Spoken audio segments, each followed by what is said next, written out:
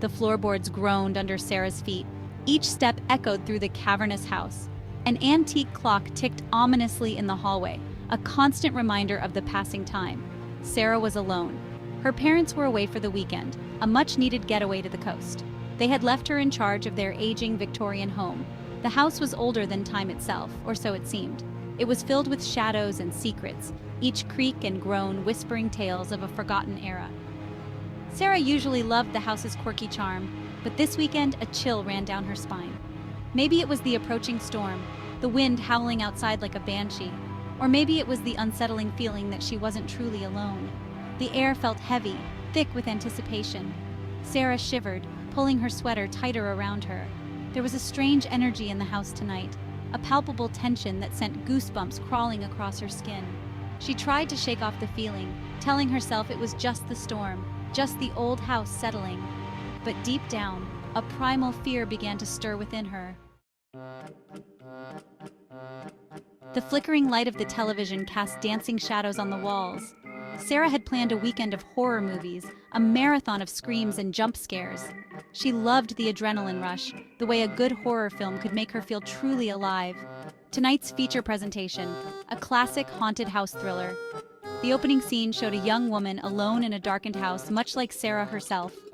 The irony wasn't lost on her. She chuckled nervously, pulling a throw blanket over her lap. The wind howled outside, rattling the windows like skeletal fingers. Rain lashed against the glass, blurring the world outside into an indistinguishable gray mass. She reached for her mug of hot chocolate, the ceramic warm in her hands. On the screen, the woman in the movie was exploring her attic, her flashlight beam cutting through the dusty darkness.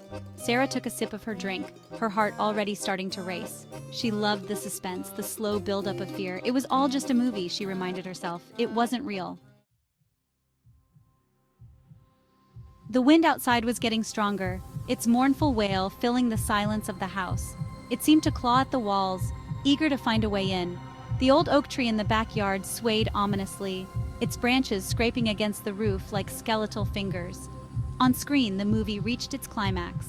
The tension was almost unbearable. Sarah held her breath, her eyes glued to the screen. Suddenly, the lights flickered. The television screen went black. Sarah gasped, her heart pounding in her chest. The room was plunged into darkness, the only light coming from the dying embers in the fireplace. "Just the wind," she muttered to herself, her voice trembling slightly. She fumbled for her phone, its bright screen a beacon in the sudden darkness. The old house creaked and groaned around her, the storm outside intensifying. The power must have gone out. Typical. She found a flashlight in the kitchen drawer, its beam cutting through the darkness like a sword. The storm raged outside, the wind howling like a wounded animal. It was then that Sarah noticed it, a faint whispering sound coming from somewhere deep within the house. She froze, her blood turning to ice in her veins. She strained to listen, her heart pounding in her ears. The whispering continued, soft and indistinct, like the rustling of leaves. It seemed to be coming from the basement door at the end of the hallway. Sarah hesitated. She had always hated the basement. It was dark and damp, filled with cobwebs and the musty smell of forgotten things. But the whispering continued, drawing her closer. Taking a deep breath, Sarah gripped the flashlight tightly and slowly made her way down the creaking basement stairs. Each step sent shivers down her spine. The air grew colder, the smell of damp earth filling her nostrils. The whispering grew louder, but she still couldn't make out any words. The basement was dark, the air thick with the smell of mildew and decay. Cobwebs brushed against Sarah's face as she swept the flashlight beam across the cluttered space. Old furniture loomed out of the darkness, draped in dusty sheets. Tools hung on the walls, their shadows dancing in the flickering beam of her flashlight. The whispering was louder now, a constant murmur that seemed to surround her. Sarah's heart pounded in her chest, her breath catching in her throat. She shone her flashlight around the room, her pulse quickening with each passing second. There was something inherently unsettling about being alone in the dark, surrounded by the whispers of unseen presences. And then she saw it, the fuse box. It was tucked away in a corner, partially hidden behind a pile of old boxes. One of the fuses had blown, explaining the sudden power outage. Relief washed over Sarah, momentarily eclipsing her fear. It was just a blown fuse, nothing more. She reached out a trembling hand to replace the fuse, and that's when she heard it. Her name, whispered softly yet distinctly in the darkness behind her. Sarah. The voice was a breath of cold air against the back of her neck. It sent a shiver down her spine, raising goosebumps on her arms. Her blood ran cold. She whirled around, flashlight beams slashing through the darkness, desperate to find the source of the voice. But there was nothing there, just shadows and dust and the looming shapes of forgotten objects. Hello? Her voice echoed in the silence, thin and shaky. Had she imagined it? Was it just the wind playing tricks on her? She told herself it had to be, but a knot of fear tightened in her stomach. The whispers started again, closer this time, circling her like a predator stalking its prey. Sarah, we've been waiting for you. The whispers seemed to slither from the very walls themselves, cold and menacing. They were no longer indistinct murmurs. They were words, clear and filled with a malicious intent that sent chills down her spine. Panic surged through Sarah. She stumbled back from the fuse box, her heart pounding against her ribs. The flashlight beam trembled in her shaking hand, casting erratic shadows that danced across the basement walls. The whispering intensified, a chorus of voices closing in on her. Suddenly, the lights flickered back on. Sarah blinked, momentarily blinded by the sudden illumination. The whispering ceased abruptly. She let out a shaky breath, relief flooding through her. It was over. Whatever had been whispering to her was gone. But as her eyes adjusted to the light, she noticed something strange. The television upstairs. It was back on, but instead of the movie, the screen was filled with static. And then, for the briefest of moments, she saw it. A fleeting shadow, tall and gaunt, moving at the edge of the static.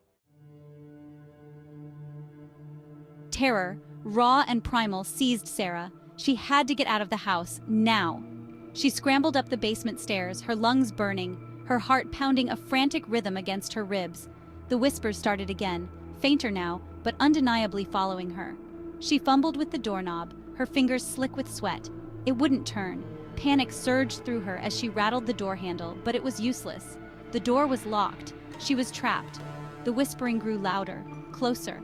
They were toying with her, these unseen presences, herding her like a lamb to slaughter. She could feel their cold, malevolent gaze on her back, hear their raspy breaths in the silence between the whispers.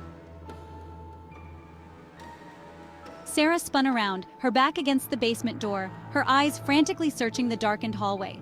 The static from the television upstairs seemed to crackle in the air, a soundtrack to her mounting terror. Her breath came in ragged gasps. And then, slowly, deliberately, the front door creaked open. A gust of wind swept through the house, sending a chill down Sarah's spine. The whispering reached a fever pitch, a cacophony of voices that seemed to shake the very foundation of the house. She stood frozen in place, her eyes fixed on the open doorway. A figure began to emerge from the darkness, its features obscured by the shadows. It was tall and skeletal, its movements jerky and unnatural. The static on the television screen intensified, the shadowy figure growing larger in the doorway. The first rays of dawn painted the sky a pale pink as Mr. and Mrs. Miller pulled into their driveway. They were exhausted from their trip, eager to be home. But as they stepped out of the car, a sense of unease settled over them. The front door was ajar. "Sarah?" Mrs. Miller called out, her voice laced with concern. "We're home, honey." But there was no answer, only an eerie silence that seemed to amplify the sense of dread that had gripped them. They found the house in disarray. Furniture overturned, lamps smashed, as if a struggle had taken place. But there was no sign of Sarah. Her phone lay on the coffee table, its screen dark. The television was on, the screen a blizzard of static. Days turned into weeks, weeks turned into months, but there was still no sign of Sarah. The police investigation turned up no leads, no clues to her disappearance. The house on Willow Creek Road stood silent, a tomb to a terrifying mystery. Mr. and Mrs. Miller were left with nothing but unanswered questions and the chilling memory of the static-filled television screen. Sometimes, late at night, they could have sworn they heard it. A faint whispering like the rustling of leaves calling out a name. Sarah.